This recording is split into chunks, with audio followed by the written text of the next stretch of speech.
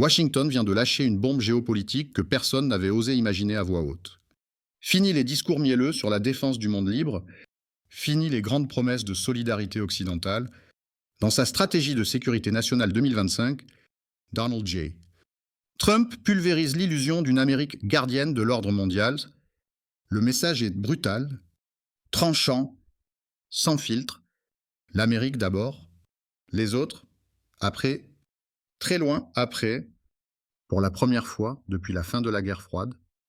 Les États-Unis ne se présentent plus comme l'architecte du système international, mais comme un joueur solitaire qui défend son propre terrain, ses propres deals, ses propres intérêts, et tant pis si l'Europe tombe de sa chaise.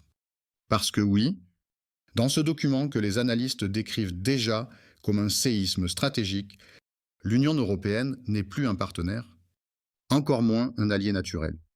Elle apparaît comme un adversaire majeur qui étouffe la liberté économique américaine, qui sape la compétitivité des entreprises US, qui impose ses normes, ses règles, ses standards comme un empire bureaucratique décidé à enserrer le reste du monde dans ses filets réglementaires. Trump ne souffle pas? Il accuse, il martèle. L'UE serait devenue un obstacle direct à la puissance américaine, une Europe qui, au lieu de combattre les menaces communes, serait en train de limiter les marges de manœuvre des États-Unis, d'étouffer leur capacité d'imposer leurs priorités au niveau global. C'est une rupture frontale avec le dogme atlantiste traditionnel, celui qui affirmait que Washington et Bruxelles devaient marcher main dans la main, défendre des valeurs communes, porter ensemble le flambeau de l'Occident. Aujourd'hui, ce discours s'effondre. Trump ne veut plus d'un Occident unifié, il veut une Amérique libérée, décomplexée, aggressive. Il n'hésite pas à mettre l'Europe dans le même sac que les concurrents stratégiques. Tout y passe, du protectionnisme déguisé derrière l'écologie européenne, jusqu'aux réglementations numériques considérées comme une attaque directe contre les géants américains, et l'impact ne se limite pas au salon feutré de Bruxelles. Cette reconfiguration brutale menace l'ensemble de l'architecture transatlantique. Les garanties de sécurité, autrefois intouchables, deviennent soudain négociables. Le parapluie américain n'est plus une évidence. C'est une variable. Si l'Europe ne suit plus les priorités américaines, pourquoi Washington continuerait-il à payer pour sa défense, à maintenir ses bases, à déployer ses soldats pour des intérêts qui ne sont plus les siens? Trump ouvre la porte à un retrait partiel, voire total, de l'engagement sécuritaire américain sur le continent européen, un scénario que les experts jugeaient impensable jusqu'à aujourd'hui. Ce repositionnement éclaire aussi la vision trumpienne du monde, une vision dépouillée de tout vernis diplomatique, où les alliances ne reposent plus sur les valeurs, mais sur les calculs brutaux, les rapports de force, le donnant-donnant le plus froid qui soit. L'Europe, si elle veut encore l'ombre d'une protection américaine, devra payer, se plier ou s'adapter. Fini la période où Washington couvrait les arrières européens au nom d'une fraternité idéologique. Trump ne croit plus à la fraternité, il croit aux transactions. S'il protège, c'est parce que ça profite aux États-Unis, pas parce que c'est le bon rôle historique. Et cette annonce provoque déjà un choc en chaîne. Dans les capitales européennes, c'est la panique. Que faire quand le garant de la sécurité continentale vous classe soudain dans la catégorie des adversaires économiques? Comment maintenir une politique de défense, de migration, d'énergie, quand le pilier transatlantique se fissure sous vos pieds? Certains appellent à renforcer l'autonomie stratégique européenne, d'autres dénoncent la naïveté d'avoir mis tous les œufs dans le panier américain, mais tous sont forcés d'admettre la même réalité dérangeante. Les États-Unis ne sont plus ce partenaire stable, prévisible, protecteur. Ils deviennent un acteur imprévisible, prêt à renverser la table si cela sert leurs intérêts immédiats. La ligne Trump est claire, brutale et sans appel. L'Amérique n'est plus là pour défendre l'ordre mondial, elle est là pour se défendre elle-même.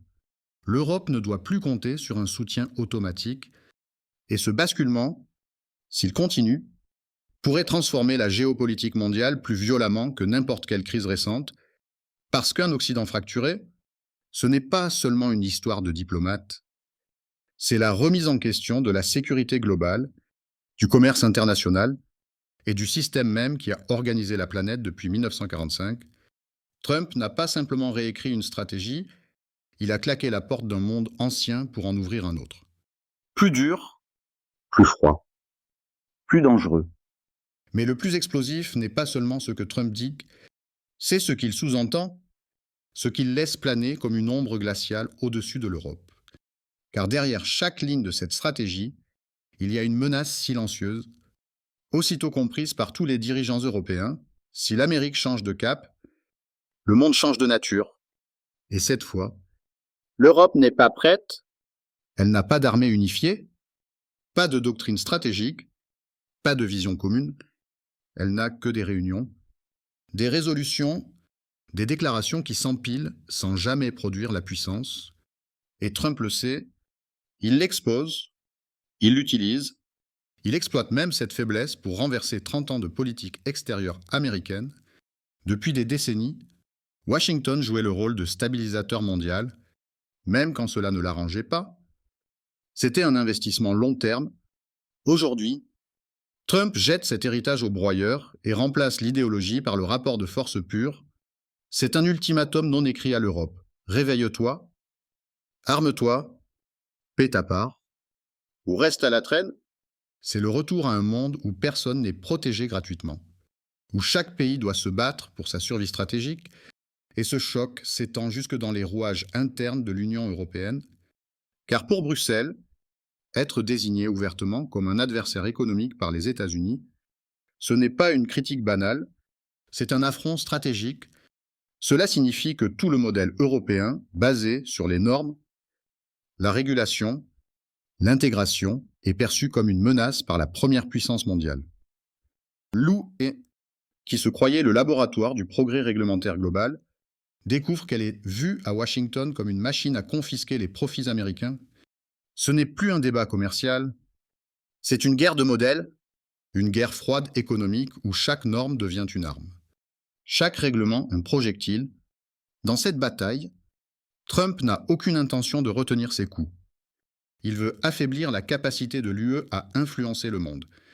Il veut démolir son pouvoir normatif, qui a longtemps permis à l'Europe d'imposer son style au reste de la planète. Washington ne tolérera plus que Bruxelles dicte les règles du jeu global, surtout dans le numérique, l'énergie ou le climat. Pour Trump, ce sont des chaînes déguisées en valeurs, et il coupe les chaînes. Les géants technologiques américains ne doivent plus s'agenouiller devant les commissaires européens.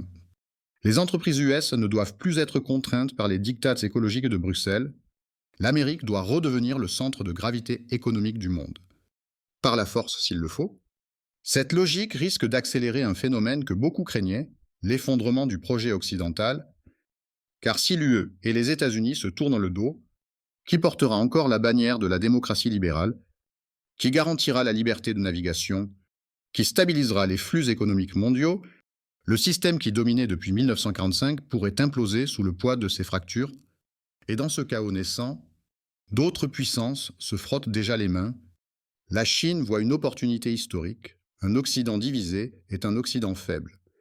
La Russie, elle, n'attend que ça.